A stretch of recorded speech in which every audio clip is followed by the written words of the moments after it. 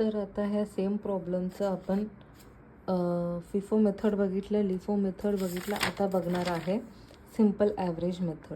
ह्या मेथडमध्ये काय आहे, अगेन सेलिंग रेट चेंज होणार आहे.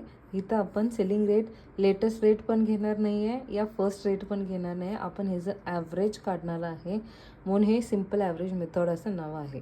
तर आपण स्टार्ट करूया. पहिलं आहे 1 जानेवारी, हाय तसंच घ्यायचं. 1000 क्वांटिटी परचेस आहे, 10 रुपये, 10,000 डायरेक्ट आपण ते बॅलन्सला घेतो आहे.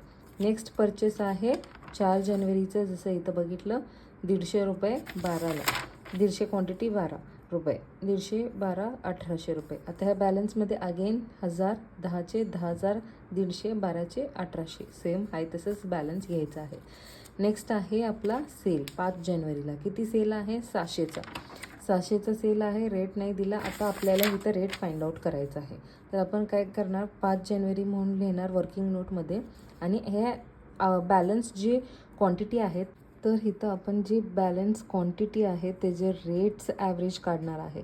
तर इथं रेट आहे 10 रुपये आणि 12 रुपये. तर 10 + 12 / 2 11 ही ॲव्हरेज प्राईस आहे. ही ॲव्हरेज प्राईस आपण सेलिंग क्वांटिटीची घेणार आहे. सेलिंग क्वांटिटी 700ला ॲव्हरेज प्राईस आहे 11 आणि की 6700. आता राहिलेली रिमेनिंग क्वांटिटी किती आहे? 1150 यानी की 1150मधनं 700 गेलं आणि 550 ही क्वांटिटी राहते आणि त्याचं ॲव्हरेज प्राईस 11 रुपये आहे आणि बॅलन्स अमाऊंट आहे 6050 रुपये. तर नेक्स्ट आहे 6 जानेवारीचं परचेस जे आहे 100 क्वांटिटी 14 रुपये यानी की 1400.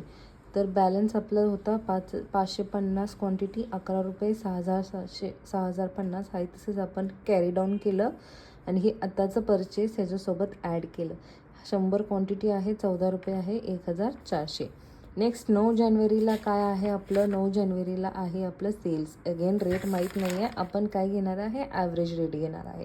क्वांटिटी आहे तेच असणार. तर 9 जानेवारीला सेल आहे 500 क्वांटिटी आणि रेट आपण फाइंड आउट करणार आहे ॲव्हरेज प्राईस. तर हे 12 रुपये कसे आले की आतापर्यंतचा परचेस रेट काय होतं? 10 रुपये 12 रुपये आणि 14 रुपये. हे तिन्हीचं ॲव्हरेज मिळून आहे 12 रुपये. तर ते 12 रुपये आपण त्याचं ॲव्हरेज प्राईस लिहिलेलं आहे सेलिंग क्वांटिटीचं. 500 × 12 6000. तर आता आपलं रिमेनिंग क्वांटिटी किती राहिलेली आहे? 550 + 600 100 650 झालं. 650मधनं 500 गेलं, राहिलं 150. तर 150 आणि ॲव्हरेज प्राईस आपण फाइंड आउट केलेली आहे 12. तर 1800 अशी क्वांटिटी बॅलन्समध्ये आता आपल्याला सध्या राहिलेली आहे. तर ह्या स्टेजमध्ये सध्या आपलं बॅलन्स आहे 150 आणि 12. तर नेक्स्ट काय आहे 12 जानेवारी. 12 जानेवारीला आहे परचेस 150 अँड 11 रुपये आहे 1750. तर पहिलं 150 कॅरी डाऊन करायचं आहे आणि आताचं 150 पण त्यासोबत ॲड करायचं आहे. तर 150 12 रुपयाचे आणि 150 11 रुपयाचे 1750 असं बॅलन्स आहे. नेक्स्ट आहे 14 जानेवारीला सेल्स. 14 जानेवारीला सेल्स आहे 100. आता ही ॲव्हरेज प्राईस आपण फाइंड आउट करणार. तर आतापर्यंत परचेस प्राईस काय होतं? 10 12 14 आणि 11. 10 12 14 आणि 11. तर = 40 / 4 = 11.75 रुपये आहे आपला ॲव्हरेज सेलिंग प्राईस. 150 + 150 300. 300तनं आपल्याला फक्त 100च क्वांटिटी द्यायची आहे, राहिली 200 आणि ॲव्हरेज प्राईस आहे 11.75. तर बॅलन्स आहे 2350. ह्या प्रकारे सिम्पल ॲव्हरेज मेथड थ्रू आपण बॅलन्स फाइंड आउट करतो आहे. क्लोजिंग स्टॉक आपला आहे 200 क्वांटिटी 11.75 रेट आहे आणि 2350 आहे अमाऊंट.